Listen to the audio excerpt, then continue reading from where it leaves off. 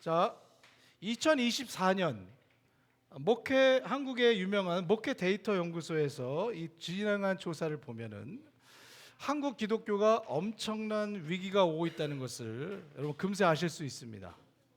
자, 우리가 가장 몇 가지 중요한 내용만 제가 네 가지를 추려봤습니다. 먼저 2024년 한국 개신교인이 약 830만 명인데 2050년이 되면 약 300만 명이 감소할 것으로 예상해요. 그래서 약 560만 명 정도로 줄 것으로 전망을 하고 있습니다. 26년 뒤에요. 지금부터 25년 뒤에.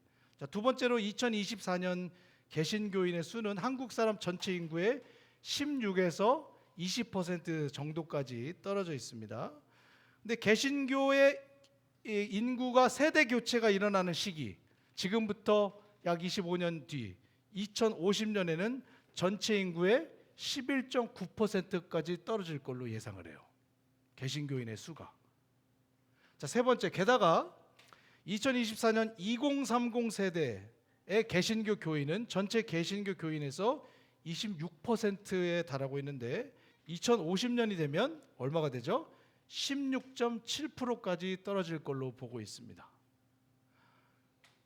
그리고 마지막, 현재 대한민국에는 종교가 없다라고 말하는 사람이 51%.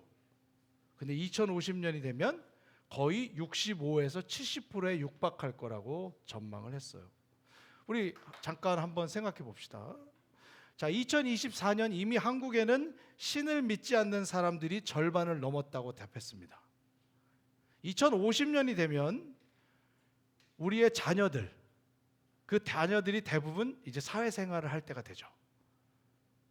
그때가 되면 한국 인구의 절반이 훨씬 넘는 사람이 무신론자가 되어 있고, 교회를 다니는 사람은 확률적으로 10명 중에 1명밖에 없게 됩니다. 10명 중에 9은 한국 전체에서 교회를 안 다녀요. 우리의 자녀들이 2050년이 돼서 정말 기적적으로 막 신앙을 잘 유지해서 교회를 다닌다고 해도, 교회를 가도 자기 또래가 16.7%, 1명 아니면 2명밖에 없습니다. 자기 또래가. 교회 가면 온통 어떻게 됩니까? 노인, 아주머니, 아줌마, 아저씨밖에 없는 거예요. 자, 2050년이 되면 과연 우리의 자녀들이 교회를 다닐까요? 자, 우리 자녀들한테 물어봅시다. 우리 애들한테 직접 물어봅시다. 자, children, hey kids. 자, let's imagine yourselves 25 years from now. You will be grown up and working in society and perhaps getting married, but at that time, only 10% of the people around you will be going to church. So that means out of 10 people, only one person will go to church. And then the other 9 will not. Even when you go to church, only 1 or 2 people out of 10 will be your age. The most people your age will not be in the church 25 years later. So, do you think you will still be going to church 25 years later or not?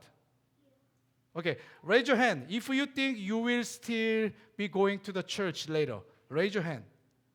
자, 누가 손 들었습니까? 와, 저스틴, 네이튼, 헨리, 예준이 손 들었어요? 뭐야, 줄리아 손 드는 거야? 협박해서 드는 거야? 그냥 드는 거야? 오, 대단한데? 이럴 때는 어떻게 됩니까, 여러분? 박수 쳐야죠. 박수. 대단한데. 자, 그럼 질문. 오케이. How and why? Hey guys, how and why you will go to church 25 years? How and why? 자, Justin. How, why you will? Can you say? If you can say, it's fine. Can you say? Okay, fine. Nathan, how and why? 뭐라고? 안 들려. To learn about Jesus. 이야, 엄마 아빠가 누구야? 훌륭한데? 훌륭해. 자, 헨리, how and why? 뭐라고?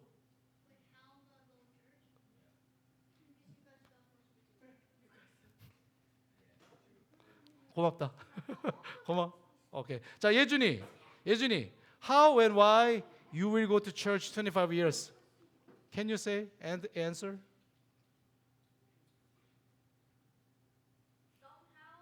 Somehow? Probably. Good. 자, 엄마 아빠 누구십니까? 잘하고 계십니다. 자, 오늘 저희가 좀 전에 읽었던 본문 말씀 신명기서는 모세가 죽기 전에 이스라엘 사람들에게 설교한 내용이 담겨 있는 신명기서의 일부분입니다. 신명기 1장 3절에 보면 신명기서에는 출애굽한 후에 40년 11월 1일에 모세가 이스라엘 백성에게 시작한 설교의 내용이라고 적혀 있어요. 자, 이스라엘이 이집트에 나와서 정확히 40년이 되던 해, 이제 가나안 점령을 향해서 막 전쟁을 하기 시작하기 전 그 직전의 상황입니다. 그런데 지금 모세가 설교를 할 때는 매우 안타깝게도 출애굽할 때, 이집트에서 나올 때 하나님의 기적을 경험한 사람들이 이미 거의 다 죽었습니다. 거의 다 죽었어요. 이집트에서 나온 후에 얼마 안 돼서 모세가 12지파에서 한 명씩 뽑아서 가나안에 정탐꾼을 보냅니다. 40일 동안 정탐을 시켰고 돌아왔는데 여호수아와 갈렙을 뺀 나머지 10명이 가나안 민족을 보고 와서 이렇게 보고를 했어요. 이스라엘 사람들에게. 여러분, 우리는 절대로 거기 못 가요. 그 땅은 척박하고 전쟁이 가득한 땅입니다. 거기 가면요 우리 다 죽어요. 가나안 사람들은요 자이언트예요. great big이에요. 근데 우리는 완전 메뚜기예요. We are locust. 우리는 메뚜기예요. 우리 메뚜기. 그렇게 말했어요. 이 말을 듣고 나서 온 이스라엘 백성들이 밤새도록 울고 불고 난리가 났습니다. 그리고 이렇게 하나님과 모세에게 말했어요. 우리가 그냥 이집트에서 죽을 걸, 우리가 그냥 광야에서 살다가 죽을 걸, 왜 가나안 땅을 쳐들어가서 그 사람한테 죽고 가족들이 다 죽고 차라리 이집트로 돌아가자, 차라리 바로의 노예가 돼서 그냥 편하게 주는 거 먹고 살자, 그렇게 불평을 했습니다. 민수기 14장 37절에 보면 하나님께서는 이 부정적인 보고를 한 10명의 정탐꾼을 재앙으로 죽이셨고, 그때 하나님을 원망했던 1세대 사람들 중에서 20살 이상, 인구조사에서 20살 이상 전쟁에 참여할 수 있는 사람들을 모두 앞으로 광야에서 죽을 거라고 말씀했어요.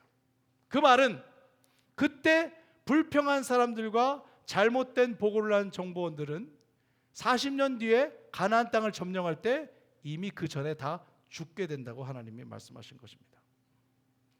40일 동안 정탐했는데 그걸 기준으로 하루를 1년으로 쳐서 앞으로 너희는 40년 동안 가나안 땅에 못 들어간다고 말했어요. 그래서 40년 동안 광야에서 유리방황하게 되었습니다. 여러분, 출애굽을 경험한 1세대 사람들, 하나님의 놀라운 기적을 경험한 1세대 사람들이 왜 이런 비극적인 심판을 받았습니까? 불신앙 때문이죠. 하나님이 가나안 땅을 준다고 그의 조상 아브라함 때부터 약속하셨고, 그리고 이집트에서 엄청난 기적을 보고 나왔습니다. 그런데도 하나님을 믿지 못하고 불평하는 자들에게 하나님이 참다가 심판을 내리신 것입니다. 10명의 정탐꾼은 왜 죽었습니까? 자신이 가나안 땅을 보고 와서 보고 온 것만 그대로 그냥 말을 하면 되는데 거기에 자기들의 부정적인 해석을 덧입혔어요. 자기들의 해석을 덧입혔습니다. 그 결과 사람들에게 불신앙과 재앙을 갖고 오게 됐습니다. 그런데 여호수아와 갈렙은 어떻게 말했을까요? 민수기 14장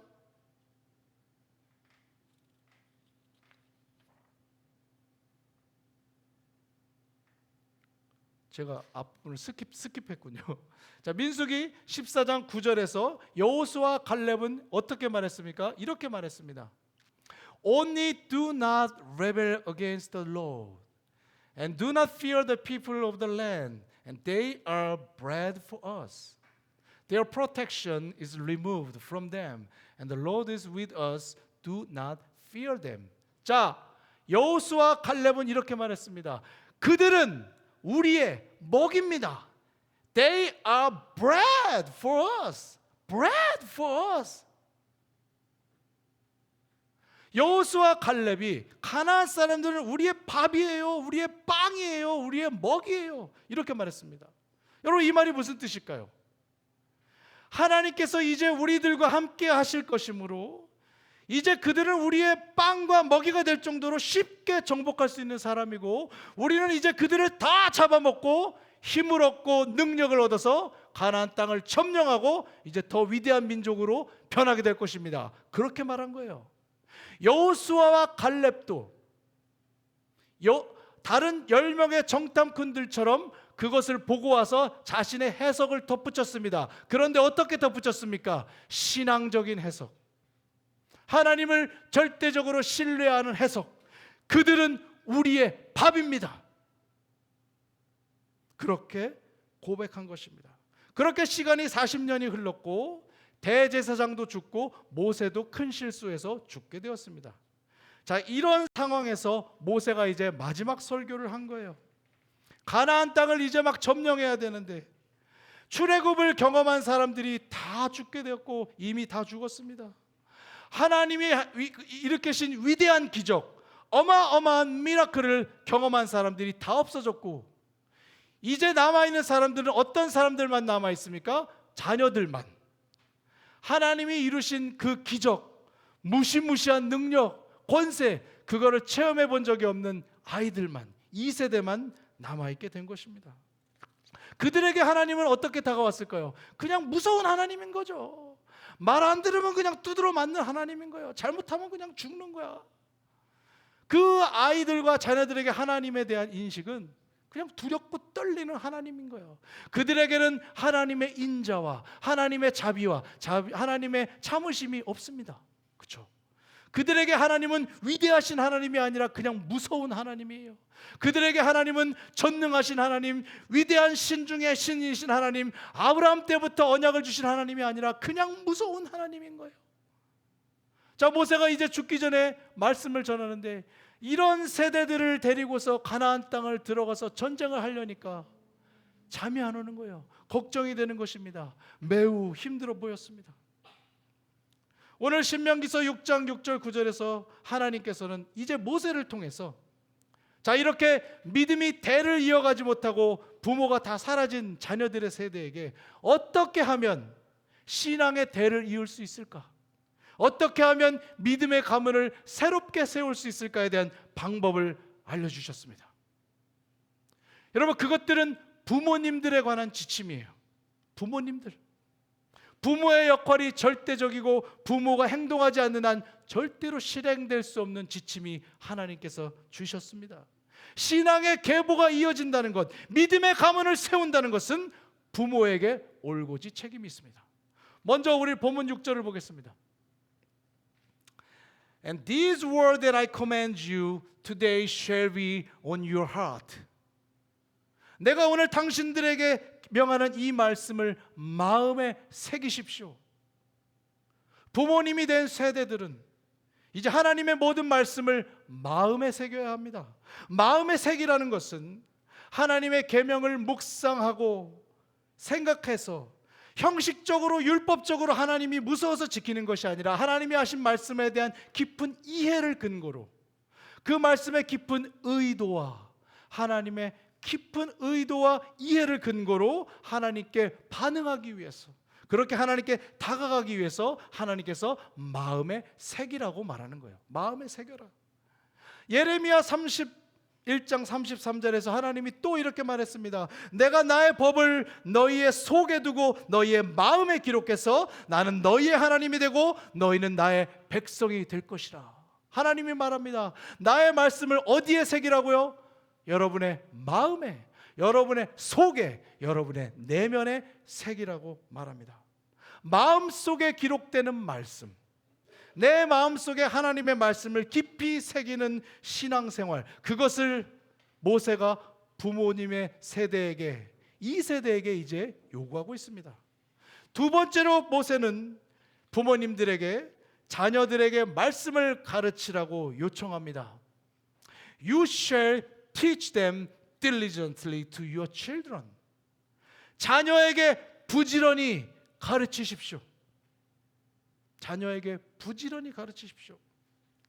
하나님이 말씀하신 두 번째 방법은 이제 부모들이 하나님의 말씀을 깊이 묵상하고 이해하고 마음에 새긴 뒤에 그것을 자녀들에게 매우 적극적으로 가르치라고 나누라고 말씀하시는 거예요.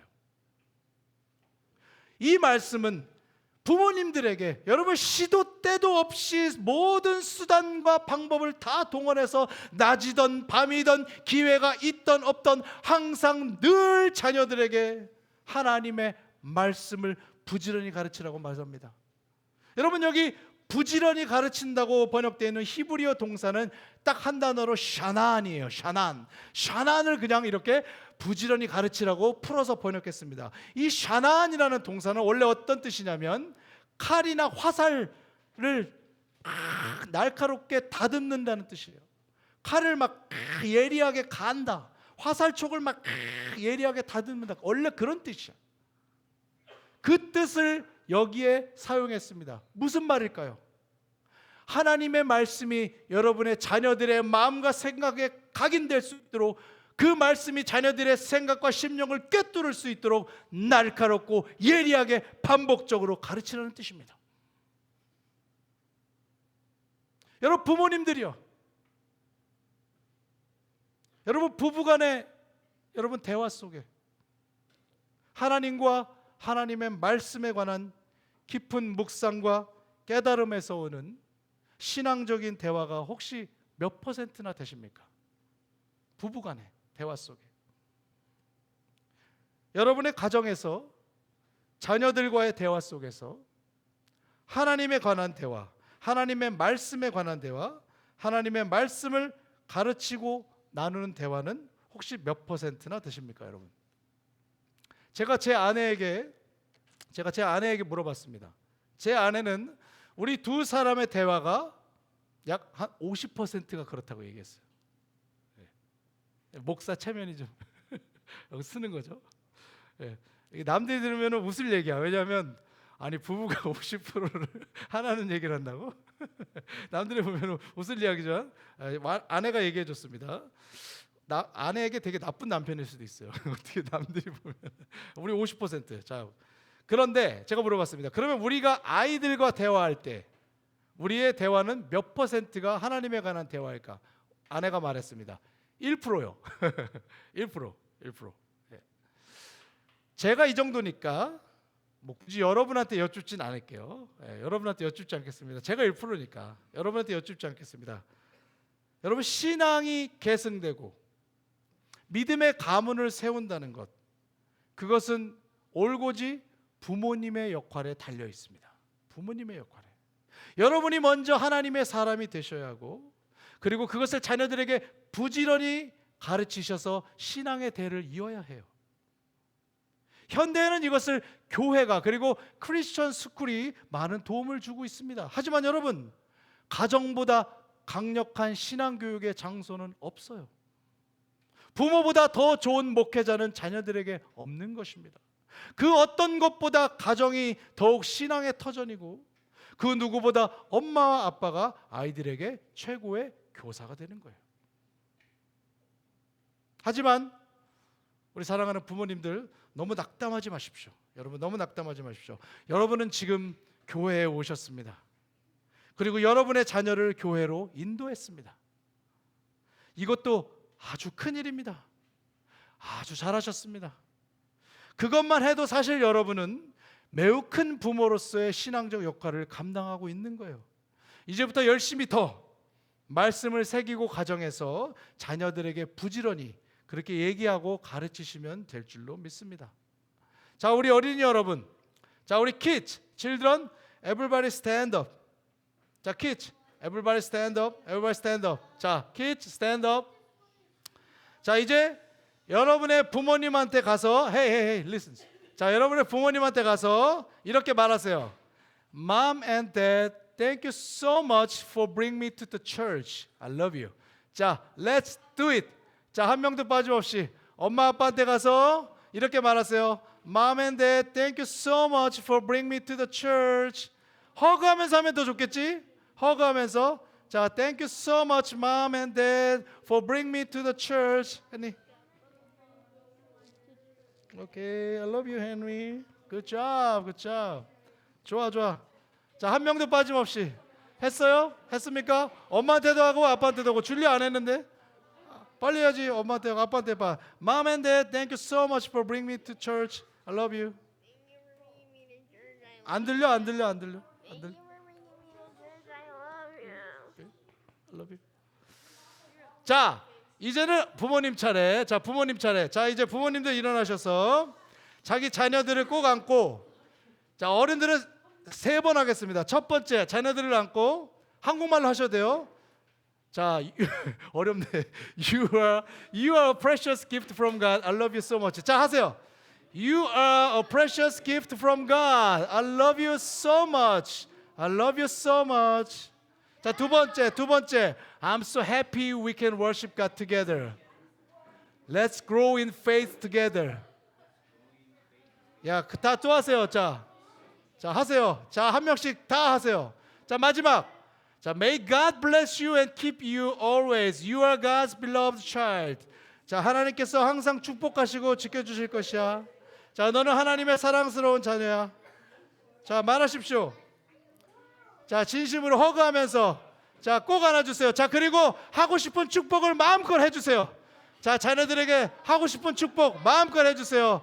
나는 너를 너무 사랑해. 아빠 엄마랑 병원이 함께 잘 지내자. 마음껏 축복해주세요. 축복해주세요. 예, 사랑해주세요. 허그해주세요. 키스해주세요. 허그해주십시오. 자,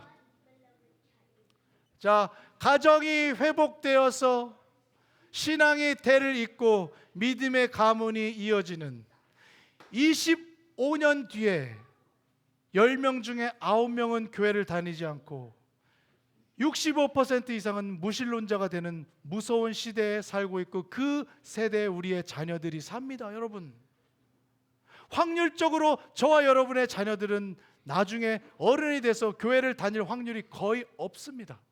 거의 없어요. 여러분, 안타까운 마음을 갖고, 절박한 마음을 갖고 신앙의 교육을 집에서부터 시작하시기를 주님의 이름으로 축복합니다.